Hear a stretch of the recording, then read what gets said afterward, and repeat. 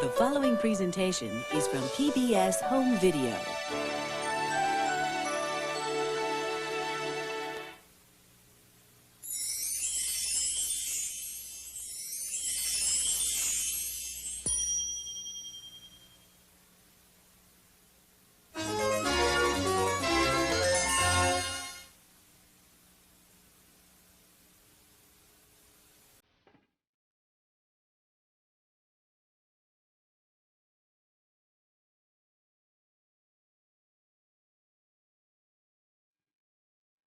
Every so often there comes a man who is able to see the universe in a totally new way, whose vision upsets the very foundations of the world as we know it.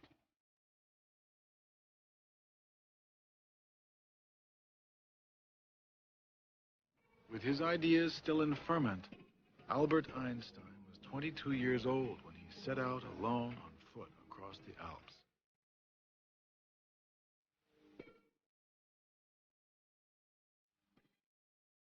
In his youthful passage through the mountains, he longed to grasp the hidden design, the underlying principles of nature.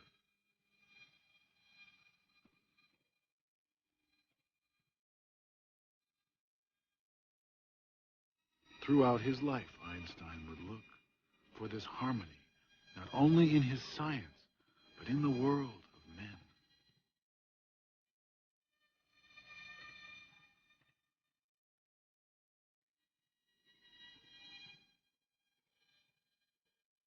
The world wanted to know Albert Einstein, yet he remained a mystery to those who only saw his public face, and perhaps to himself as well.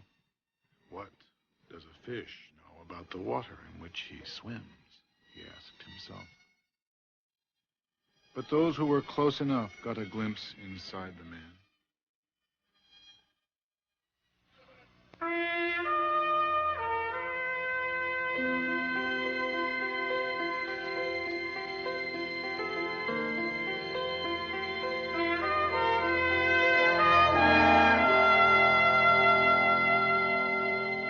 American Masters is made possible by a major grant from the National Endowment for the Arts, the Corporation for Public Broadcasting, and by the financial support of viewers like you.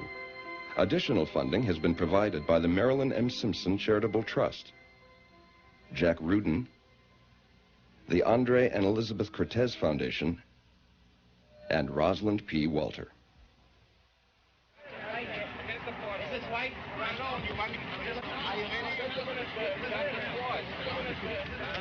Freut Sie hier in Amerika wieder zu sein? Wenn ich Sie sehe, sicher. He loved Jewish jokes. I have told him many, and I wish that I could just... The thing I wish most is that I would have a record in which I could capture Einstein's laughter when he heard a good Jewish joke. He would laugh. His laughter sounded something like the bark of a contented seal, you know. I mean, it was a very strange sound.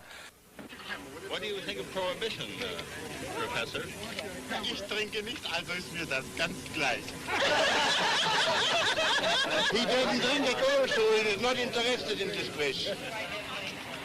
It was like someone who looked from many, many, many dimensions, whether they'll be proven or not, and could see the whole.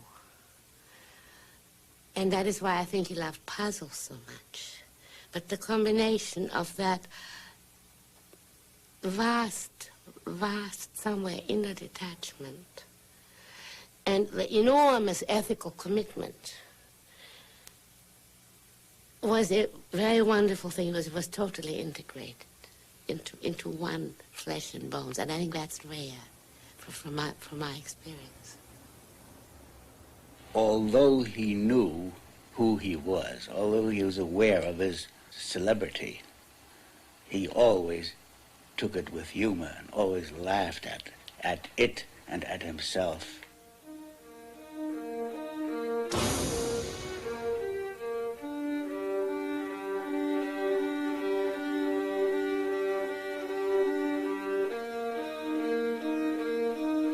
When Einstein arrived in America in the early 1930s, he was already a mythic figure. But behind his public image was a man in exile. A loner pulled into the public eye. A pacifist who would be drawn into war. A scientist who believed in God.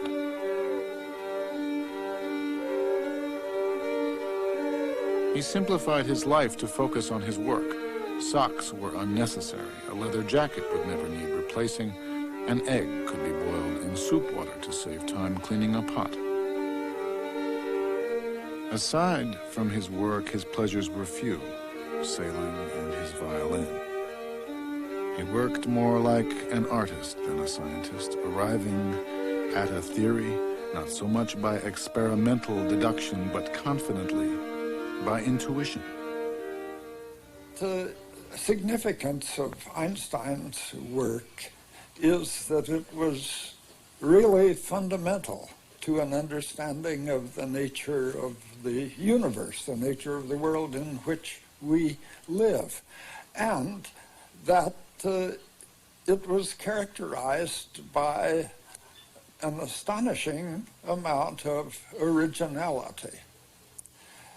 New ideas are what are important about Einstein's theories. Not to be cowed by authority, not to be awed by what the ancestors said. It is, in other words, it is an attitude where you take a fresh look at any question that comes your way. And in that regard, Einstein was among the greatest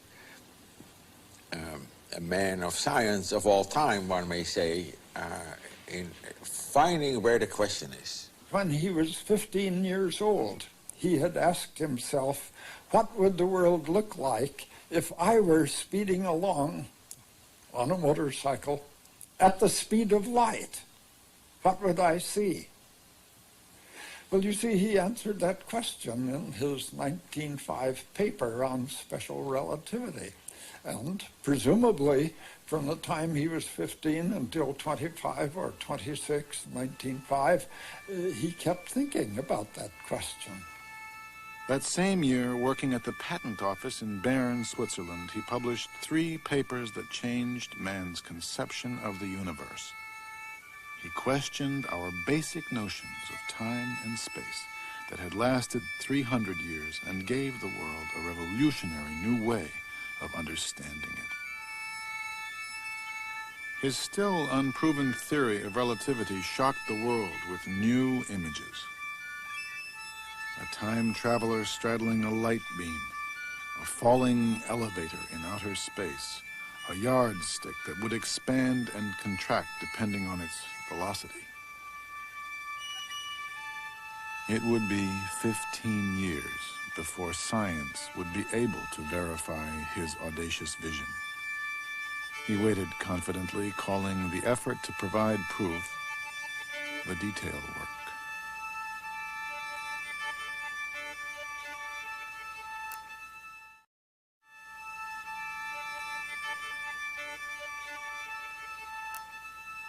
Einstein had the faith that relativity was right. Now, why do you have such a faith? Because it is simple, it is beautiful, and those are the criteria that were more important to him, as in fact to, I think, most scientists. More important than any other criteria one can think of. I don't think that he was the first scientist to have had the feeling, the belief, that if you can set up a theory that is really beautiful in its simplicity and generality, then there is a good chance that this theory will turn out to be correct. This, I think, was a guiding principle for Einstein, that there is sense and beauty in the physical world. One of his most important characteristics is that he was unafraid of time.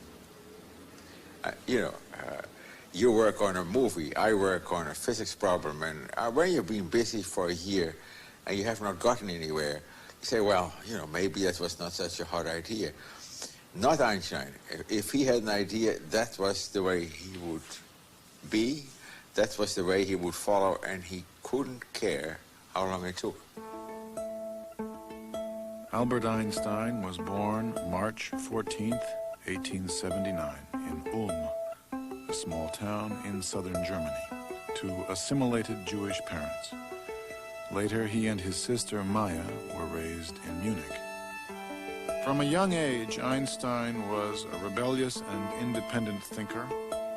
He instinctively hated the regimentation of the German school system, calling the schools barracks and the teachers lieutenants. At home, he was stimulated more by a free exchange of ideas. His independent readings were not only in science, including his holy geometry book, but philosophy as well. Before he was of conscription age, finding the military posturing of the Germans ridiculous, he obtained a paper for 3 marks that rescinded his German citizenship. At 17 years of age, he was stateless, a young man without a country. He completed his secondary education in Switzerland, where he met his first wife, fellow physics student Mileva Maric. They had 2 sons. Although their marriage would not survive, it was not due to the difference in their religions. For most of Einstein's life, he was a cultural rather than a practicing Jew. When he was a boy of 6 or 7, there was one year that he was very religious. He followed all the Jewish rites and precepts. And as he told a friend, he would compose songs in honor of God, which he would sing to himself on his way to school. That vanished after about 1 year. But what did continue in Einstein was a feeling for the ethical codes by which man should live, a striving for peaceful coexistence. He developed an indifference for material things, calling each possession a stone tied round his neck. He wrote, "The commonplace goals of human endeavor, possessions, outward success, and luxury have always seemed to me despicable." In science, he found an escape from what he considered the dreariness of daily existence and a connection with a larger universe. Napoleon and other great men of his type, they were makers of empire. But there is an order of men who get beyond that. They are not makers of empire, but they are makers of universe. When they have made those universes, their hands are unstained by the blood of any human being on earth. Ptolemy made a universe which lasted 1400 years. Newton also made a universe which has lasted 300 years. Einstein has made a universe, and I can't tell you how long that will last.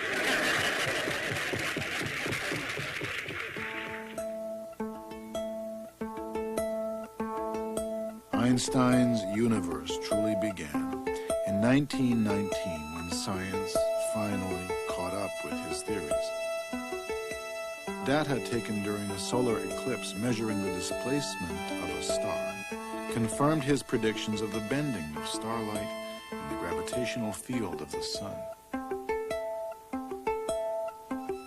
Einstein's new universe made front-page news around the world, and he became an overnight celebrity.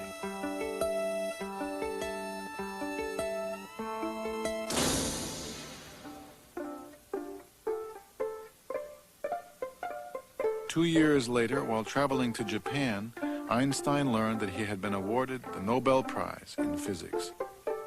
Not for his now famous theory of relativity, but for other work in physics, especially his equation for the photoelectric effect.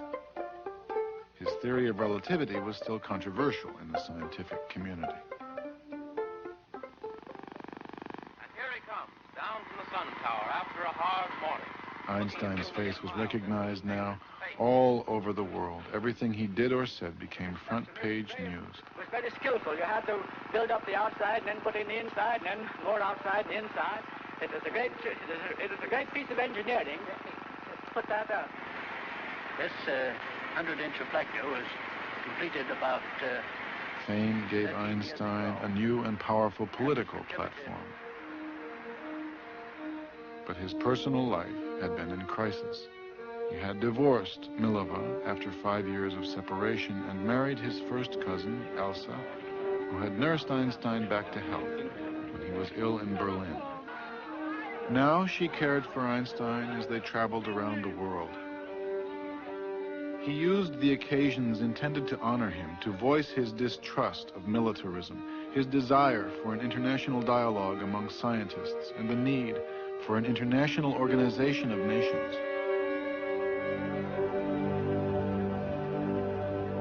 During the First World War, while a professor in Berlin, Einstein had been shocked to find many of his fellow scientists supporting the war, equating German culture with German militarism.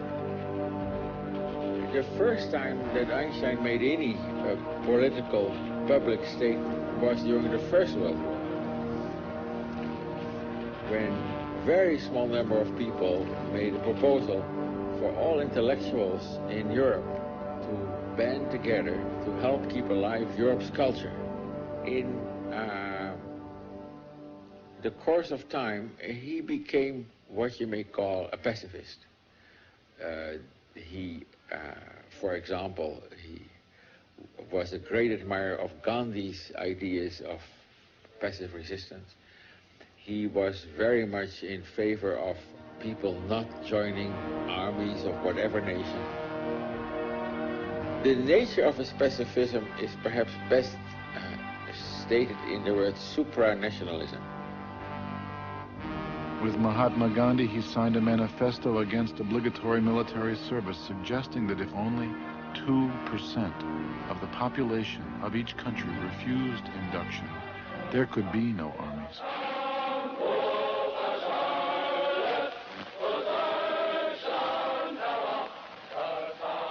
But in Germany, everything pointed to armies and war.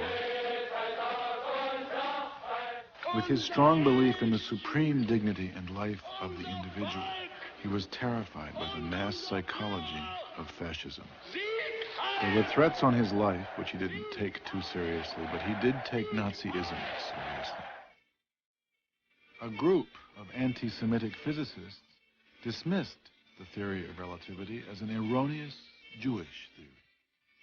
2,000 books were burned outside the Opera House in Berlin. Among the authors were Albert Einstein. He was no longer the illustrious German genius, but a communist, an anti-German, a Jew.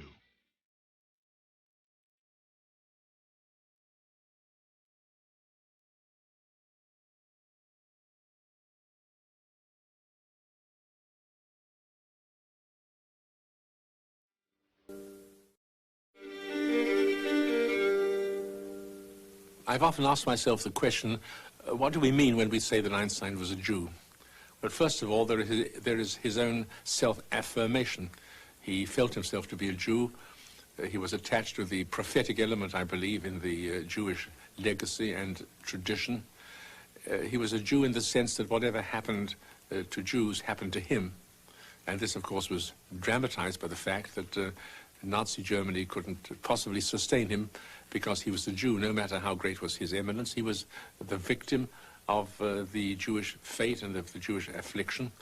And in a sense, his wandering in the later years of his life seemed to symbolize the condition of the Jewish people as a people which had much influence but no power to open a single door. He never forgave the Germans for what they had done. Never. And there are several very moving short pieces written by him, such as one contribution dealing with the destruction of the ghetto in Warsaw. On the other hand, that was slightly the paradox, he was deeply rooted in the German culture. We always spoke German together. because that is the best way I could follow the nuance of his personality. German was the language in which he was free to modulate and to express himself.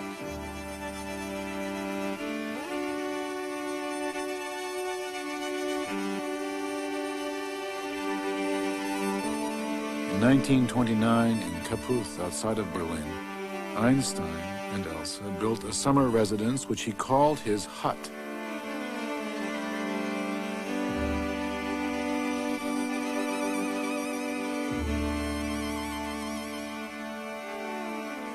Here he could retreat to nature, work undisturbed, and take his sailboat out on the lake. It was an idyllic place where he felt comfortable, where, Elsa wrote a friend, even the local Nazis loved Einstein.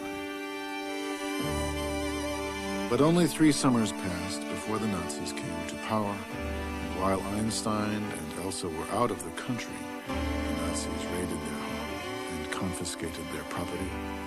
The summer home was turned into an Aryan youth house.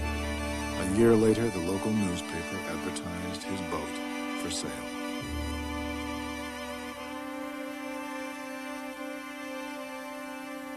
Einstein was never to return to Germany again.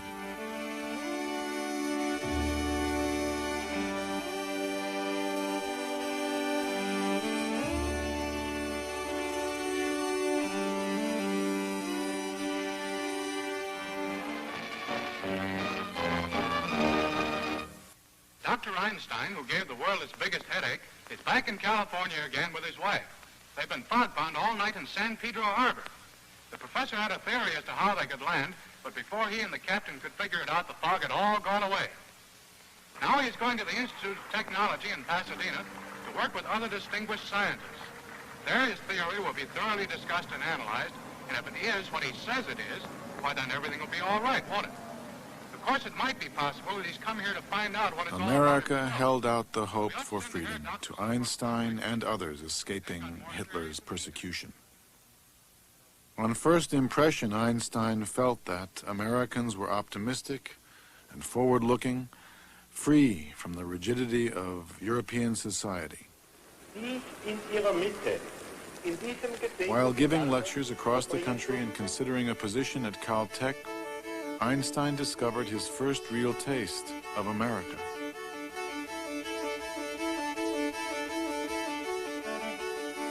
He wrote, "I've been staying for 2 months in this country of contradictions and surprises where one alternates between admiration and head-shaking."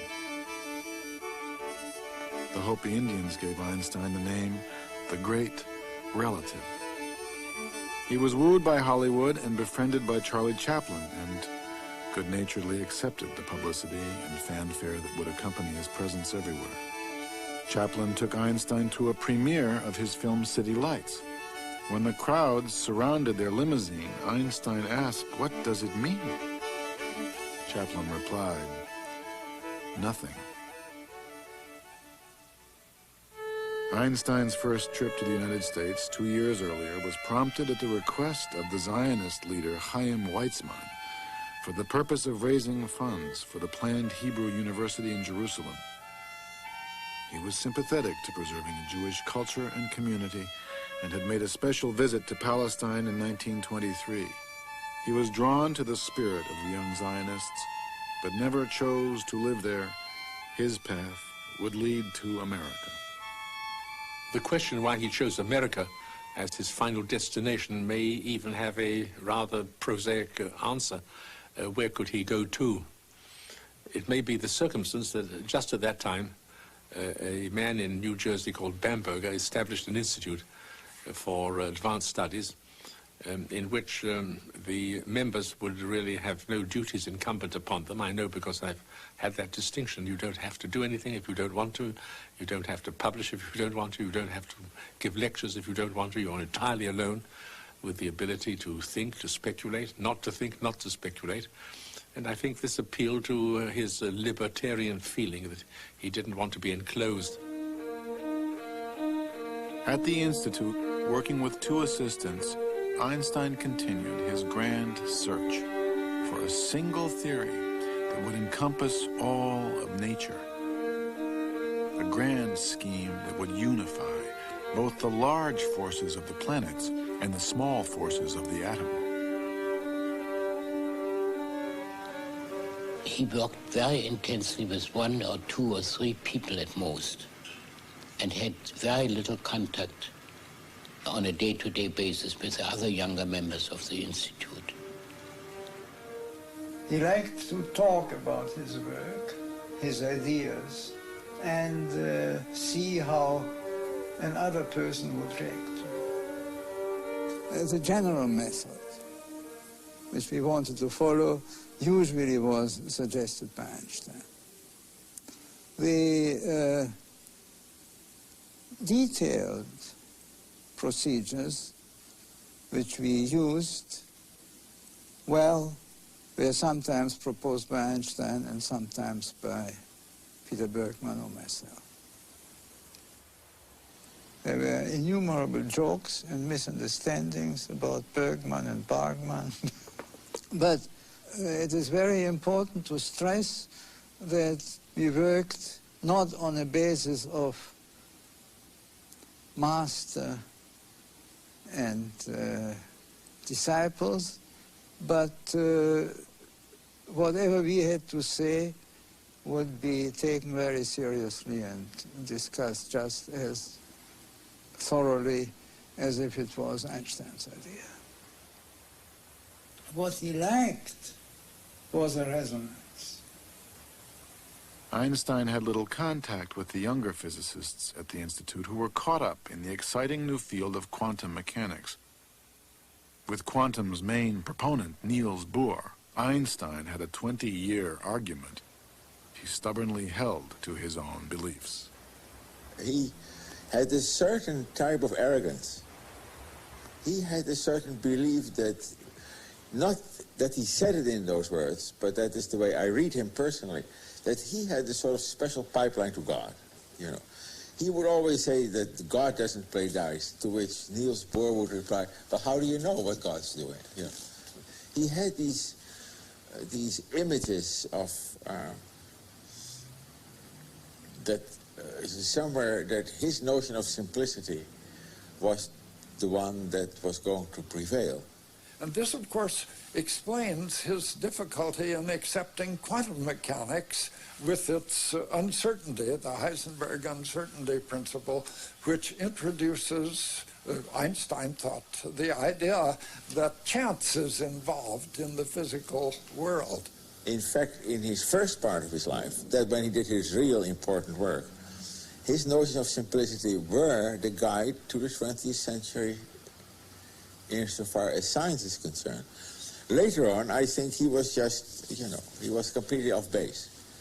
I mean, if Einstein had stopped doing physics in the year 1925 and had gone fishing, he would be just as beloved, just as great, and it would not have made a damn bit of difference.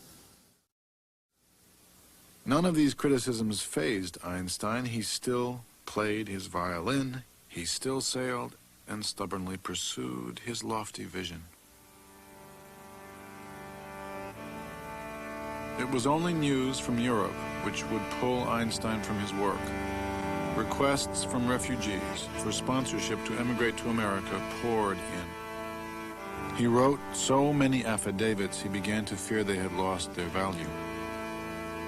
Elsa remarked that though her husband seemed invulnerable, he was actually much more vulnerable than any other man she knew.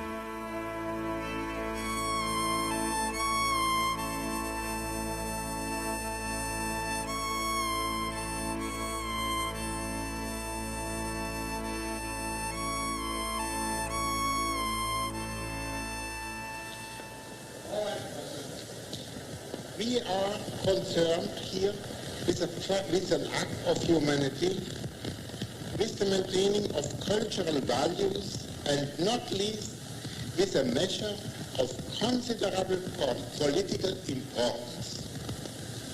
The effect upon all nations, and not least upon the Germans, of the fate of these innocent people so maliciously persecuted must not be underestimated.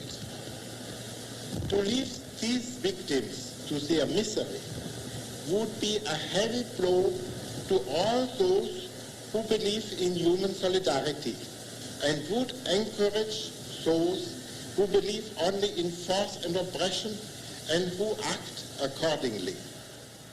When the Nazis came into power, Einstein, I think, was faced with a dilemma. Should he continue with his pacifism, or should he do what he could to resist the Nazis in their effort to get control of the whole world? He said that he would be willing to subscribe to the idea to resist force with force.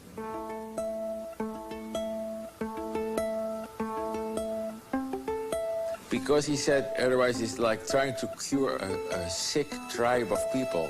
You try to cure them in a way that is too slow, that by the time you cure them by pacifist way, they're all dead. That's not very efficient.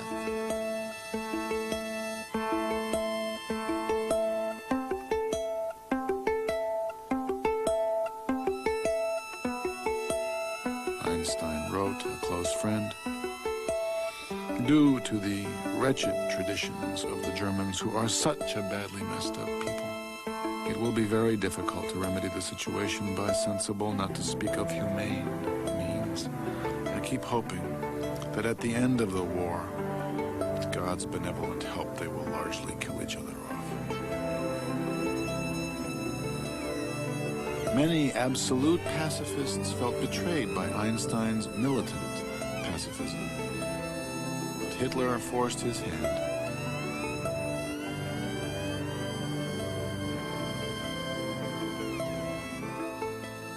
In 1939, news came to Einstein that German physicists had succeeded in producing nuclear fission.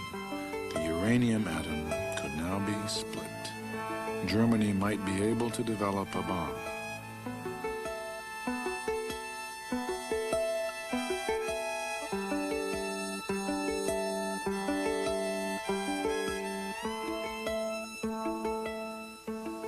We were very worried that the Germans will develop atomic weapons.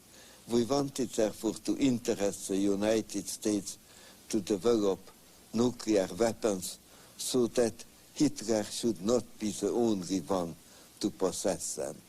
And it was a friend of mine, Dr. Szilard, who had the idea that Einstein should write a letter to Roosevelt, and maybe that will have some effect. He did not know about the fission process, which was, of course, the basis of the difficulty. But he understood it in 15 minutes, and he dictated a letter. It was taken to Roosevelt, and Roosevelt appointed the Bureau of Standards to look into the question of nuclear weapons and see whether they are possible and what effect they may have. Sir, some recent work by E. Fermi and L. Szilard leads me to expect that the element uranium may be turned into a new and important source of energy in the immediate future. It is conceivable that extremely powerful bombs of a new type may thus be constructed. In view of this situation, you might think it desirable to put forward a recommendation for government action. The government gathered the top American and European exile scientists to work on the Manhattan Project, headed by Robert Oppenheimer. Science and government were at the beginning of a new and ambitious partnership. Einstein was not called to participate. He remained in Princeton. The work at Los Alamos was considered too confidential to be entrusted to Einstein. It was considered a security risk. But we did not want it to be exploded over a Japanese city, but over open territory to show it to the Japanese scientists that there is such thing terrible and Japan should come to a good peace with the United States. Well, we tried to persuade the people, the government, but we did not succeed. On March 25th, 1945, Einstein sent a second letter to President Roosevelt, warning of the catastrophic consequences that would result if the atom bomb were ever actually used. FDR died a few days later. The letter lay unopened on his desk.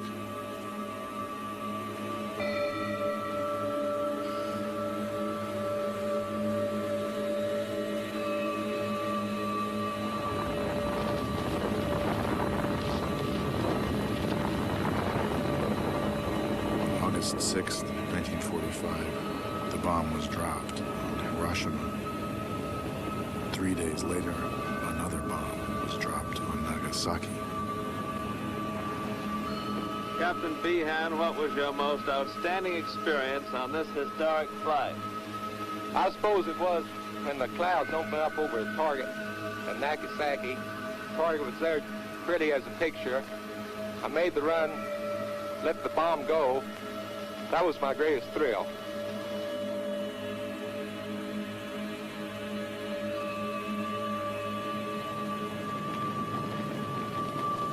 Einstein told a close friend when he heard the news, "I could burn my fingers that I wrote that first letter to Roosevelt."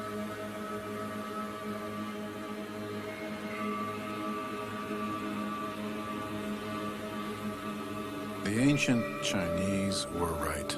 It is impossible to know the results of your actions.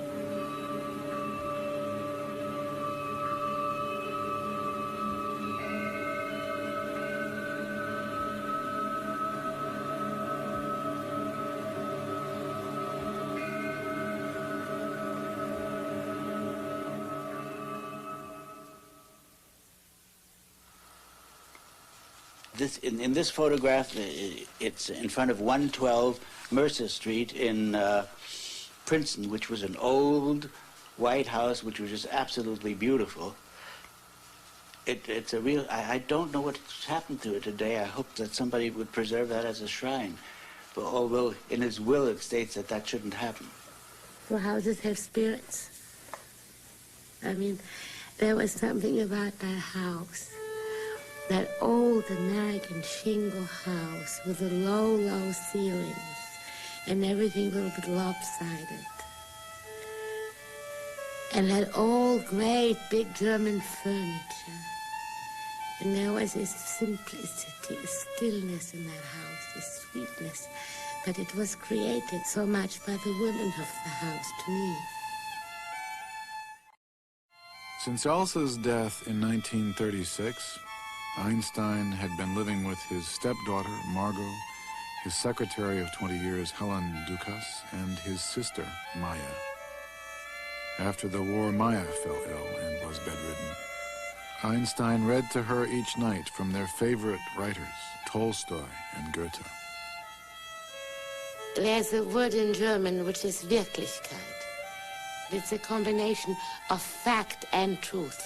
And that genuine feeling and that sweetness and that quiet, Wirklichkeit, was in that house. Wirklichkeit.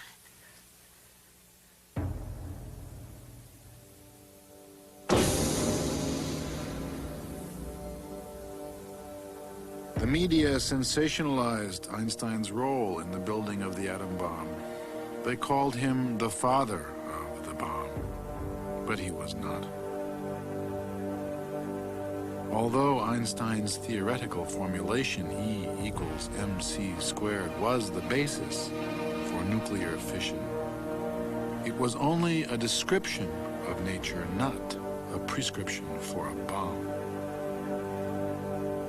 Einstein did not feel guilty about his science, but he did feel guilty. I didn't see much of Einstein until after the war. We usually talked about world affairs rather than about science.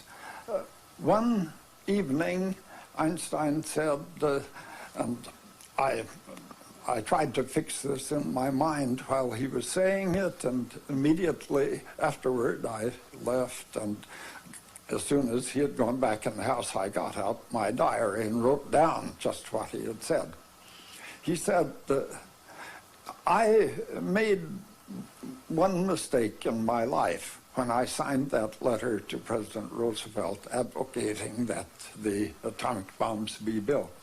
But perhaps I can be forgiven for that, because we all felt that there was a high probability that the Germans were working on this problem, and they might succeed and use the atomic bomb to become the master race. Einstein's link to the atom bomb brought an onslaught of letters and telegrams. Helen Dukas tried to protect him. He withdrew to Mercer Street. But the sweetness was not the same. Einstein's worst fears had been realized. The products of science were not benign. Man could now destroy the world. Einstein was burdened by the misuse of what he loved most, and believed that now a dramatic new way of thinking was needed. He felt a profound moral obligation to act. In 1946, the Emergency Committee of Atomic Scientists was set up. This committee collected several $100,000 from donors. It produced a film about the atomic bomb and the nature of nuclear war, advocating what Einstein was advocating at that time, that the time had come to give up the idea of settling disputes between the major powers by resorting to war, that the weapons finally had become too destructive to make it rational to follow this old pattern of going to war. So the emergency committee was set up with Einstein as the chairman, and it was usually called just the Einstein Committee. Einstein and other scientists wanted to moderate the partnership between science and government, feeling that it dangerously placed technology and its power in the wrong hands. We scientists who released this immense power have overwhelming responsibility in this world life and death struggle to harness atom. We ask your help in this fateful moment. That film might have had some pertinence if hydrogen bombs hadn't been developed in the period around 1950. Well, of course, the hydrogen bombs just emphasize the fact that nuclear war between the nuclear powers would just be pure insanity. The overkill capabilities are so great. And cheap. The cheapest way to kill people is to use nuclear weapons. They're really remarkably cheap. Stattdessen ist sie grenzenloser Plunder und macht den großen Ursprung keine Ehre. It is no honor to the origin, this great technology. Es muss der Besen wieder sein gewesen und wie der Geist die Technik überwinden. Spirit must again conquer technology, overcome technology. Am weisen Meister wird die Welt genesen. On the wise master, the world will recover. In this case, the master again, not God. In this case, the master not Newton, but the master Einstein. This is the light of hope we tend to ignite today with a match. I don't know how much hope he had, but he felt at any rate obligated to make every possible effort on his part to bring the end of war about. I think like most people who have some idea of the destructiveness of nuclear weapons, he realized that the Third World War might well mean the end of, or almost certainly mean the end of civilization on Earth, and possibly the end of life on Earth. What need is there for responsibility? I believe that the horrifying deterioration in the ethical conduct of people today stems from the mechanization and dehumanization of our lives, a disastrous byproduct of the development of the scientific and technical mentality. We are guilty. Man grows cold faster than the planet he inhabits. The hydrogen bomb appears on the public horizon as a probably attainable goal. Its accelerated development has been solemnly proclaimed by the President. If successful, radioactive poisoning of the atmosphere and hence annihilation of any life on Earth has been brought within the range of technical possibilities. The ghost-like character of this development lies in its appearance. Over a 5-year period, beginning in 1949, the FBI, under J. Edgar Hoover, began to assemble a massive Einstein file. But the government did not go so far as to call him to testify. During the McCarthy hearings, Einstein urged passive resistance. He advised against pleading the Fifth Amendment, which protects against self-incrimination, but rather the First, which protects freedom of speech. His friend Oppenheimer, accused of un-American communist sympathies, did not take Einstein's advice. He was somewhat out of tune with the spirit of the times.